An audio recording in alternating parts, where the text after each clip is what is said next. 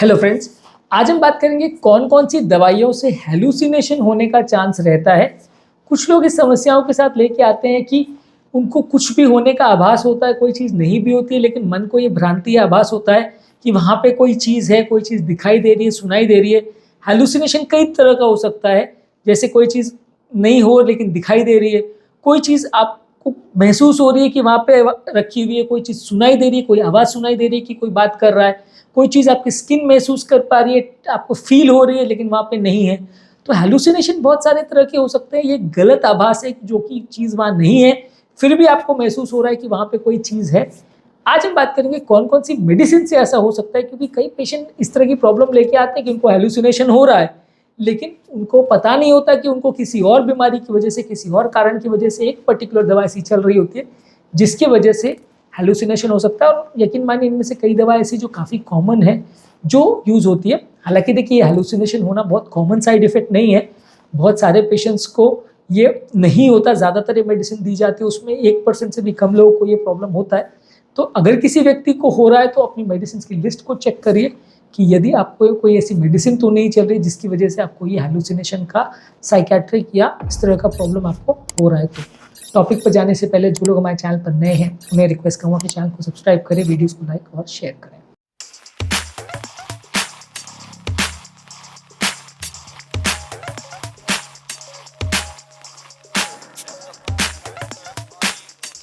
Hallucination करवाने वाली दवाओं में कुछ एंटी डिप्रेसेंट मेडिसिन का इंपॉर्टेंट काम है, जैसे ट्राइसाइक्लिक एंटी डिप्रेसेंट जो एमिट्रिप्टिलिन है या इमिप्रामिन है, जो कि काफ़ी बार हेडेक के लिए, न्यूरोपैथिक पेन के लिए या डिप्रेशन के लिए दी जाती है।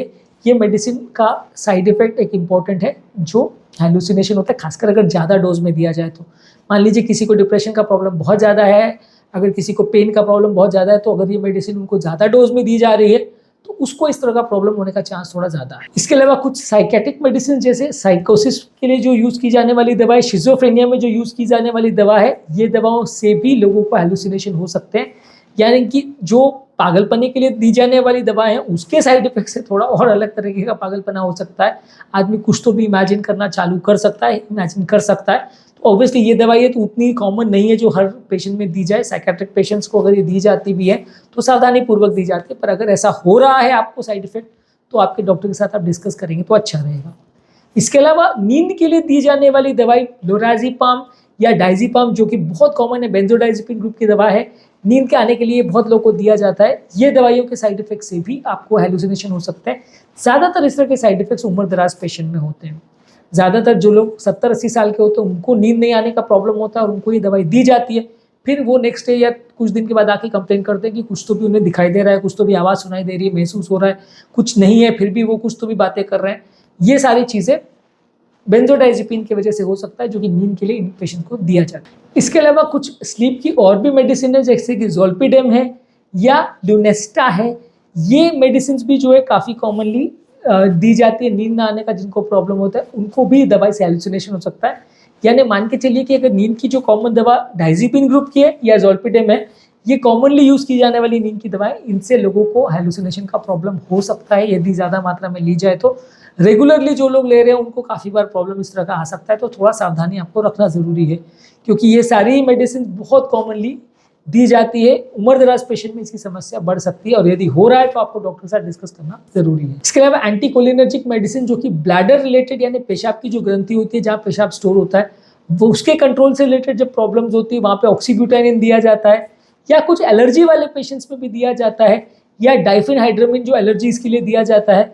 ये सारी मेडिसिन से भी आपको हेलुसिनेशन हो सकता है। ये मेडिसिन वैसे तो जुकाम वुकाम या एलर्जी वाले पेशेंट्स में ज़्यादा दिया जाता है, उतना कॉमन नहीं है मेडिसिन का यूज़ होना, लेकिन इससे लोगों को साइड इफेक्ट्स हो सकते हैं। तो एंटीकोलिनर्जिक ग्रुप के मेडिसिन खासकर जो ब्लैडर की प्रॉब्लम में दिया जाता है वो कॉमन है, इसकी वजह से लोगों को प्रॉब्लम हो सकता है, हेलुसिनेशन हो सकते हैं। इसके अलावा पेन के लिए कॉमनली दी जाने वाली जो मेडिसिन है जैसे मॉर्फिन है, कोडीन है, ओपियोइड ग्रुप की मेडिसिन है, ये पेन के लिए अलग अलग तरह के, मसल पेन के लिए, जॉइंट पेन के लिए दी जाने वाली कॉमन मेडिसिन है। हार्ट के पेन के लिए भी दी जाती है, इसकी वजह से भी लोगों को हेलुसिनेशन हो सकते हैं। मॉर्फिन तो वैसे भी एक नार्कोटिक ग्रुप में आता है, लोग नशे करने के लिए भी इसका प्रयोग करते हैं, पर मॉर्फिन को लोअर डोजेज में आप कंपेरेटिवली पेन के लिए यूज़ करते हैं, हार्ट के पेन के लिए और पल्मोनरी एडिमा के लिए भी यूज़ करते हैं। लेकिन ये दवाई के साइड इफेक्ट से किसी किसी को ऐसा प्रॉब्लम हो सकता है। अगर हो रहा है तो डॉक्टर के साथ डिस्कस करना आवश्यक है। इसके अलावा कॉर्टिकोस्टेरॉइड्स जो है, जो अलग अलग तरह के इन्फ्लेमेटरी प्रॉब्लम्स के लिए, जॉइंट की प्रॉब्लम्स के लिए, सूजन से रिलेटेड अलग अलग प्रॉब्लम्स के लिए दी जाने वाली कॉमन दवा है। स्टेरॉइड्स इनफैक्ट इन्फ्लेमेशन से रिलेटेड या आर्थराइटिस के बहुत सारे पेशेंट में, ब्रेन के अलग अलग तरह के इन्फ्लेमेशन या सूजन की बीमारी में बहुत ज़्यादा दी जाने वाली मेडिसिन है। ये मेडिसिन के साइड इफेक्ट से भी कुछ लोगों को हेलुसिनेशन हो सकता है। इसके अलावा पार्किंसोनिज्म भी एक ब्रेन की बीमारी है जो कि उम्र दराज पेशेंट में होती है, जिसमें लोगों का चलना मुश्किल हो जाता है, एक हाथ या दोनों हाथ हिलने लगते हैं, बिना कारण के ट्रेमर्स होने लगते हैं, चलना बोलना सब मुश्किल हो जाता है, बैलेंस नहीं बनता है। उम्र दराज 60, 70, 80 साल के लोगों में ज़्यादा देखने को मिलती है। इसके लिए प्रयोग की जाने वाली दवा प्रोपिनिरोल और प्रामिप्रेक्सोल की वजह से लोगों को हेलुसिनेशन हो सकते हैं, खासकर अगर इस दवा का ज़्यादा डोज में प्रयोग किया जाए तो यदि पार्किंसोनिज्म के लिए आपको दवा दी जा रही है तो हेलुसिनेशन हो सकता है, हो रहा है तो अपने डॉक्टर के साथ डिस्कस करिए। इसके अलावा कुछ कॉमन एंटीबायोटिक्स हैं, जैसे कि क्लैरिथ्रोमाइसिन और रेथ्रोमाइसिन, जो कि लंग इन्फेक्शंस के लिए और कुछ बाकी पेट वगैरह के इन्फेक्शंस के लिए भी काफ़ी कॉमनली यूज़ होती हैं। ये दवा के साइड इफेक्ट से भी रेयरली लोगों को हेलुसिनेशन हो सकता है। यदि लंबे समय तक इनको दिया जाए या ज़्यादा डोज में दिया जाए तो ये साइड इफेक्ट हो सकता है। तो जैसा कि मैंने कहा, हेलुसिनेशन का मतलब यह है कि कुछ चीज़ नहीं भी है, फिर भी आपको उसके होने का आभास हो रहा है, आपको महसूस हो रहा है कि वहाँ पे कोई चीज़ है, चाहे दिखाई दे रही है, चाहे सुनाई दे रही है, चाहे महसूस हो रही है।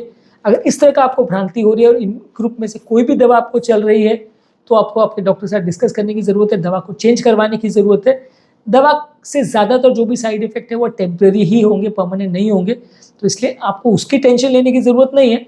पर यदि अगर कोई भी साइड इफेक्ट हो रहा है तो डेफिनेटली अपने डॉक्टर के साथ डिस्कस करिए और ज़रूरत पड़े तो दवा को बंद या चेंज करवा सकते हैं। तो आज के टॉपिक में हमने बात करी, यदि किसी व्यक्ति को हेलुसिनेशन या भ्रांति अगर भ्रम हो रहा है तो ये कौन कौन सी दवाइयों के साइड इफेक्ट से हो सकता है, उसको हमने डिस्कस किया।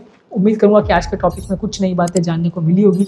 जो लोग हमारे चैनल पर नए हैं उन्हें रिक्वेस्ट करूंगा कि चैनल को सब्सक्राइब करें, वीडियोस को लाइक और शेयर करें।